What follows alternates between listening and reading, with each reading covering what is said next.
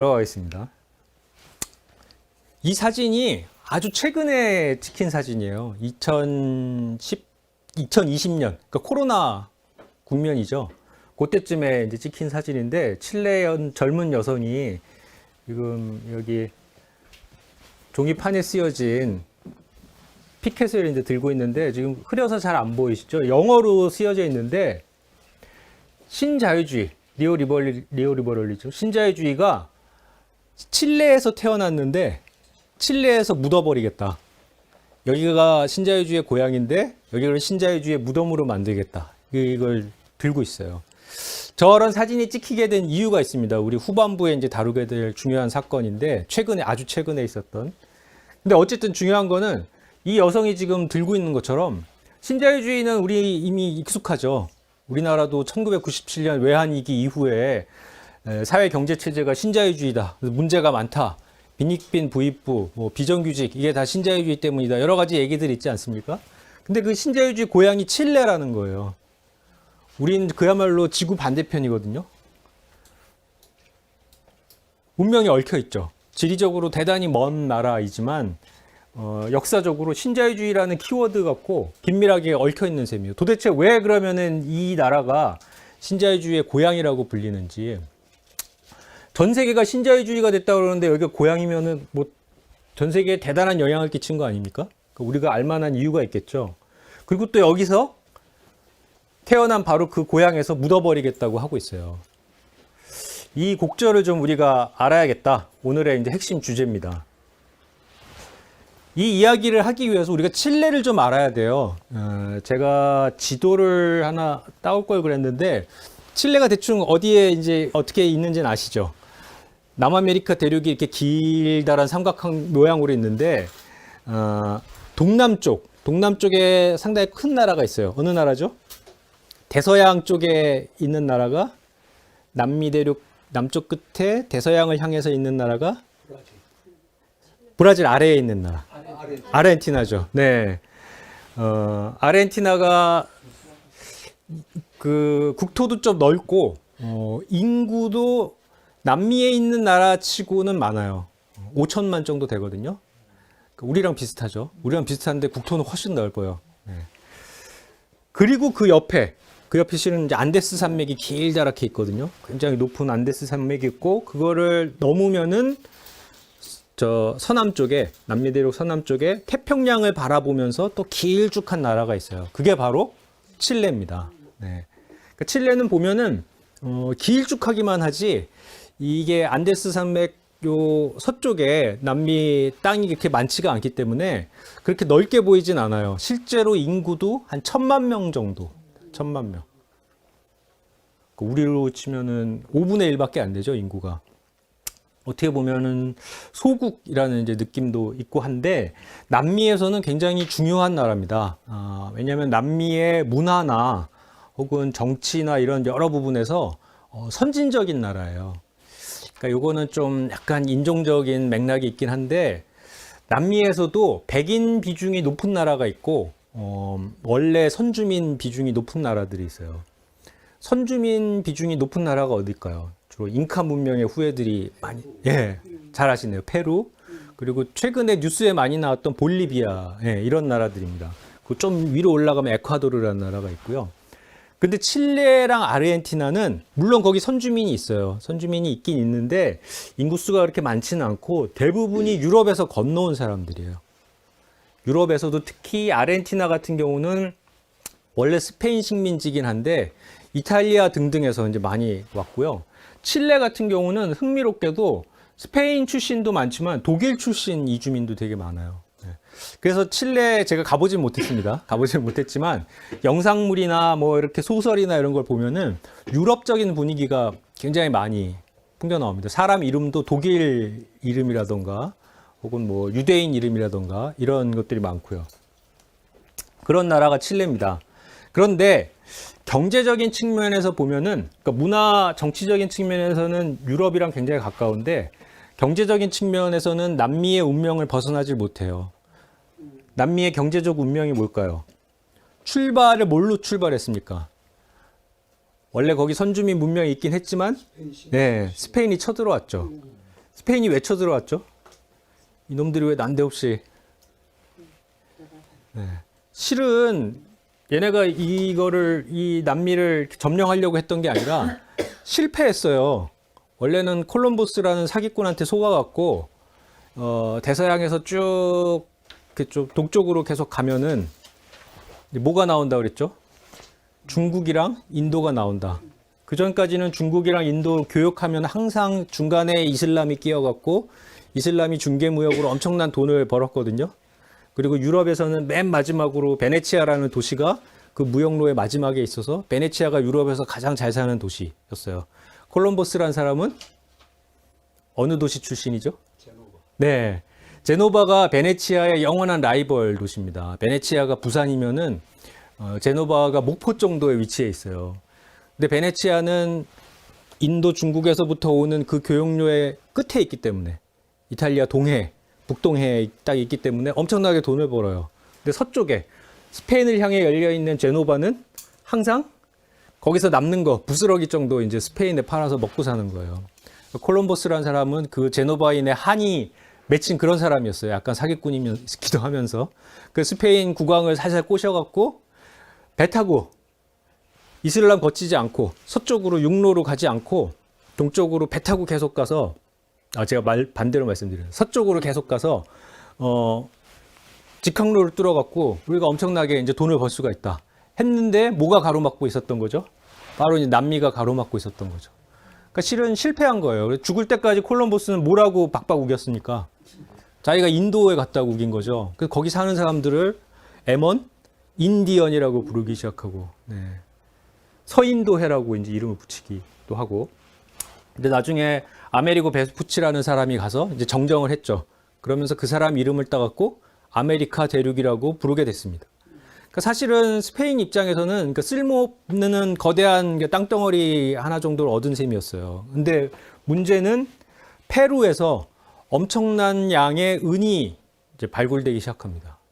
그러면서 그때부터 스페인이 그 선주민들을 노예 노동을 시켜서 강제 노동을 시켜서 그 은을 파내갖고 그 은을 갖고 중국, 인도랑 교역을 하게 되죠.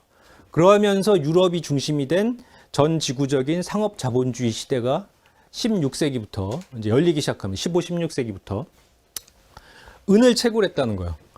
거기서부터 이제 남미의 운명이 결정된 거예요. 남미의 운명은 유럽인들을 위해서 자본주의의 중심부에 살고 있는 사람들을 위해서 뭐를 이제 조달하는 거죠?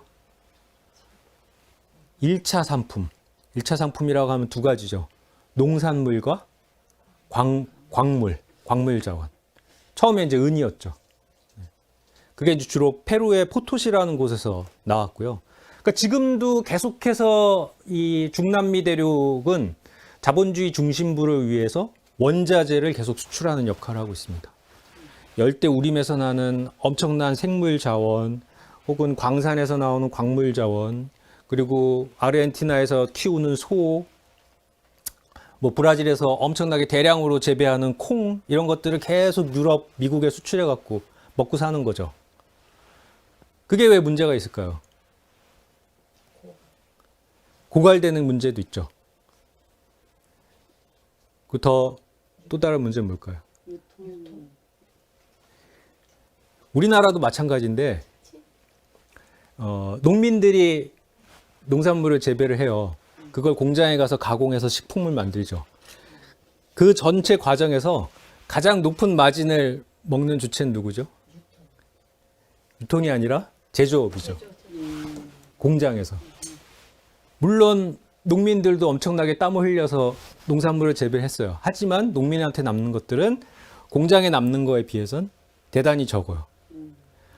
한국 안에서도 그런데 하물며 이 나라와 나라 사이의 교역, 특히 자기네 식민지였던 남미 국가들에 대해서는 항상 싼 값으로. 맨 처음에 은도 어떻게 했습니까? 선주민들을 노예 노동을 시켜서 했어요. 거의 원가가 안 들어갔습니다. 실제 그 선주민의 남성은 세대가 끊겨져 버렸어요. 노예 노동으로 다 죽어서.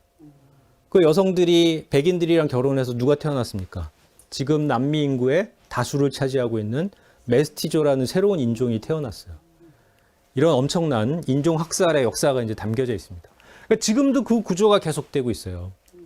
그 1차 상품을 파니까 이게 그 국제 원자재 시장 가격이 널뛰는 거에 따라서 한 나라 경제가 막 왔다 갔다 하고요. 그리고 미국이나 유럽에서 이 가공돼 갖고 공산품으로 들어올 때는 비싼 값을 물어서 사야 되는데 자기네들 원자재를 팔 때는 아주 싸게 파는 거예요. 그러니까 항상 무역 적자. 잘 사는 나라에 대해서 경제가 종속되어 있는. 그러니까 적자가 쌓이면 결국 뭐 해야 되죠? 빚을 져야 돼요. 그래서 외채도 많아요. 이게 지금까지 쭉 전개되고 있는 중남미의 경제 역사예요. 우리 한국 사람들은 대체로 이런 얘기를 들으면은 그 나라 또 외채 위기가 일어났다. 또 국제 원자재 시장에서 가격이 떨어져 갖고 그 나라 경제가 흔들린다.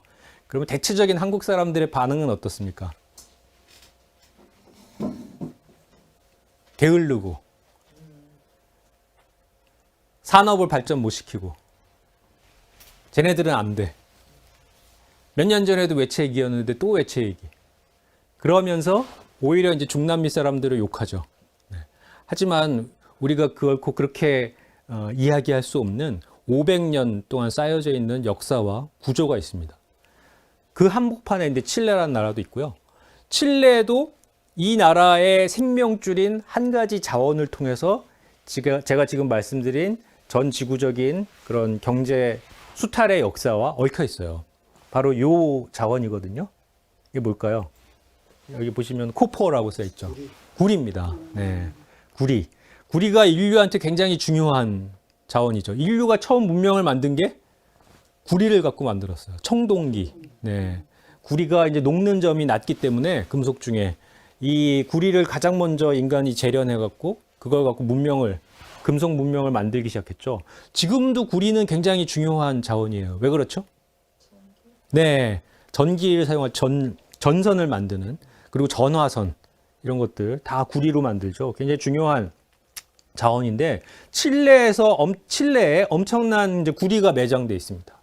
제가 매장이라는 표현을 썼는데 사실은 그게 어폐가 있어요. 왜냐하면 이게 전형적인 칠레 구리 광산이거든요.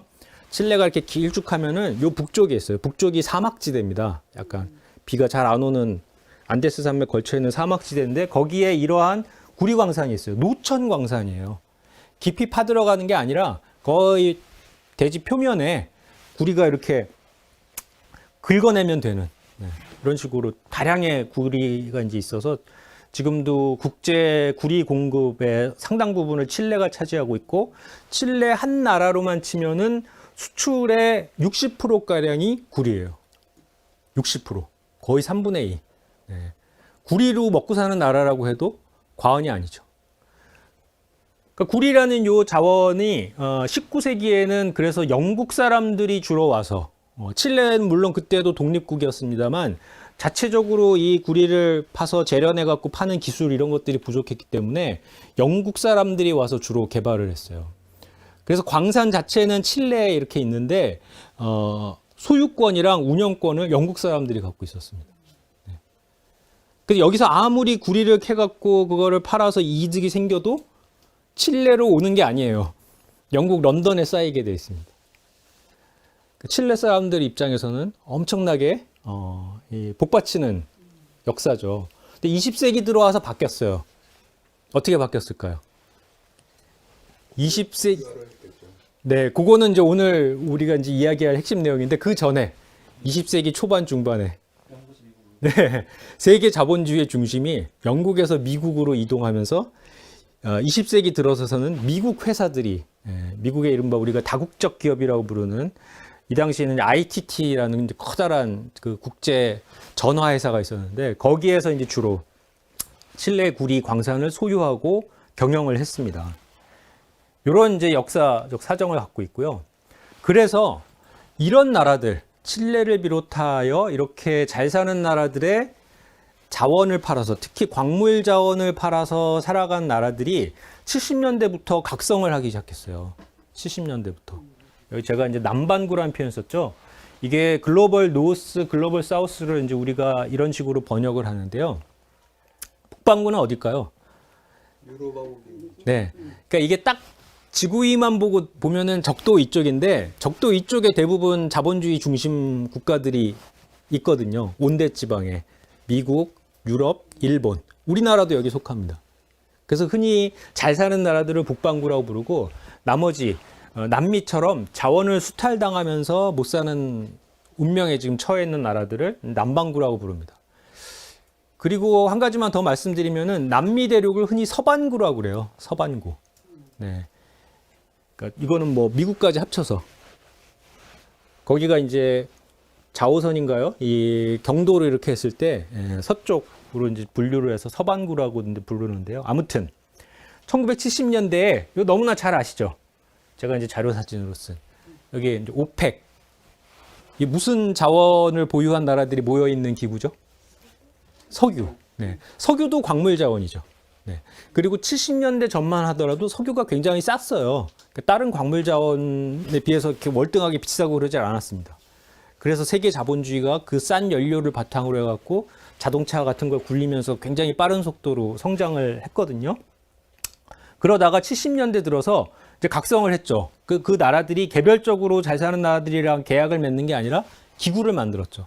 마치 노동자들이 노동조합을 만들듯이. 그 오펙이라는 기구가 출현했고 이렇게 되니까 갑자기 국제 석유 가격이 올랐어요.